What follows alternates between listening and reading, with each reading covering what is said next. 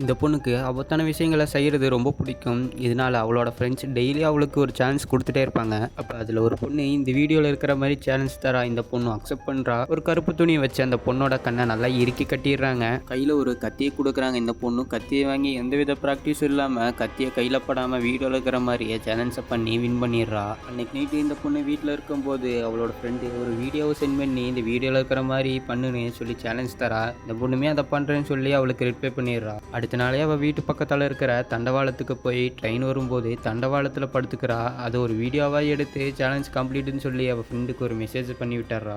இருக்க ஒரு நாள் அவளோட ஃப்ரெண்ட்ஸ் எல்லாரும் கத்தியை விட ஷார்ப்பாக இருக்கிற ஸ்பின்னரை சுற்றிட்டு இருக்காங்க. ஆனால் இவளுக்கு அந்த ஸ்பின்னரை சுற்றவே வர்றதுனால கோவத்தில் அதை தூக்கி எறிஞ்சிடறா. அப்போ அவளோட ஃப்ரெண்டு ஒரு வீடியோ காட்டி இதான் வேர்ல்டு ரெக்கார்டு முடிஞ்சால் அதை பீட் பண்ணி காட்டுன்னு சொல்லி அவளுக்கு ஒரு சேலஞ்சை தரா. ஸோ இந்த பொண்ணு வீட்டுக்கு வந்து அந்த ஸ்பின்னரை சுற்றி ப்ராக்டிஸ் பண்ணுறா. இவள் இப்படியே ப்ராக்டிஸ் பண்ணுறதுனால வேர்ல்டு ரெக்கார்டையே பீட் பண்ணிடுறா. இந்த சந்தோஷத்திலேயே நடந்துட்டே சுத்துறா. அப்ப கீழே கிடக்கிற டாய் மேல காலை வச்சதுல அந்த ஸ்பின்னர் அவ கழுத்துல பட்டு இறந்துடுறா. இந்த பொண்ணு அட்வென்ச்சருக்கு ஆசைப்பட்டு அநியாயமா செத்து போயிடுறா.